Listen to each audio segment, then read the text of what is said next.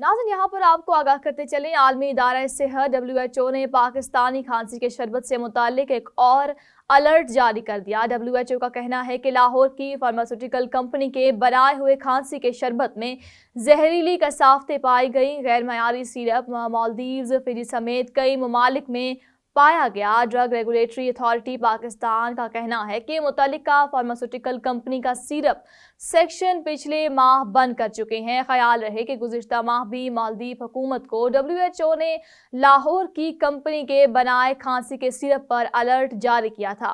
लाहौर की कंपनी के खांसी के सिरप में नुकसानदेह डाई एथिलीन ग्लाइकोल और एथिलीन ग्लाइकोल नामी कसाफ्तें पाई गई हैं।